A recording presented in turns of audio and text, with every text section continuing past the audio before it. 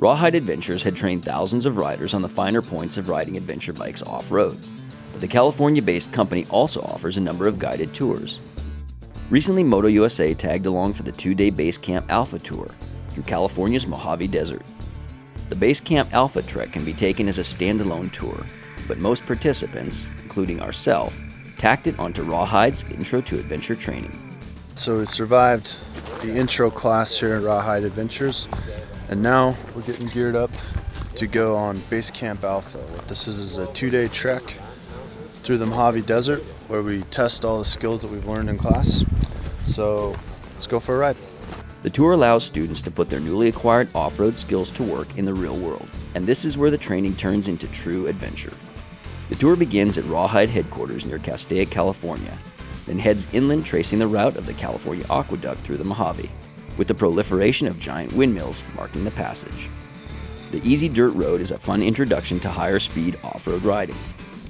But the early goings weren't without some challenges, including traversing the most difficult sand wash of the entire tour, with some fun for riders and spectators alike.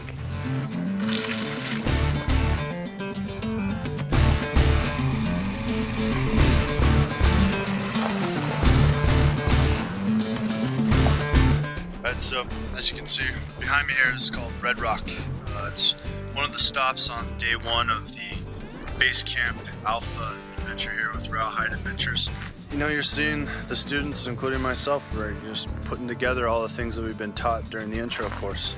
It's really impressive to see people feeling way more confident 2 days ago, being apprehensive about going off-road at all, and today, just blitzing on down the dirt roads. Stopping at the appropriately named Red Rock Canyon for lunch, the route shifts to asphalt before going off-road again to visit Burroughs-Schmidt's tunnel. It's a quirky destination, but the dirt riding to get there includes rocks, whoops, moderate hill climbs, and the occasional sand wash. By the end of the run, our troop of riders were pumping fists in celebration. After that, it's back to asphalt, charging toward Basecamp Alpha, just outside the remote mining town of Trona. The BSA site is on a stretch of the old Hyde family spread. Riders get to pitch a tent and kick back to an open fire, plenty of food and drink, and the wide open desert sky. Yesterday, one of our final, it wasn't really an exercise, it was really a challenge. We got to the top of the hill and it had about a 7-mile descent, and the challenge was to turn off your bike and just coast down in neutral. Just really get a feel of how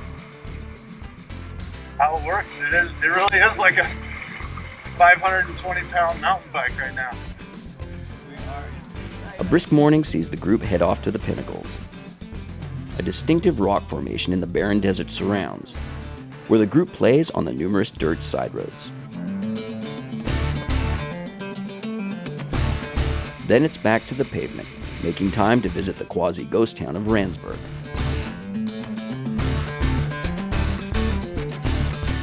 From there, yet more asphalt to the lunch stop at Jawbone Canyon. The famed OHV area serves as the jumping-off point for our most adventurous section yet. The well-maintained dirt roads allow us to once again up the pace. Once timid dirt riders are now playfully sliding the back wheel, steadily gaining confidence. On our ascent of Paiute Mountain, our group runs into trouble. Snow is fun at first, but the underlying ice makes the going painstakingly slow.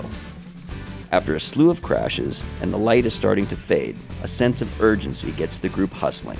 And when we cross over the summit and back onto dry ground, we revel in the accomplishment. After a spirited street ride back to Rawhide, our group is exultant.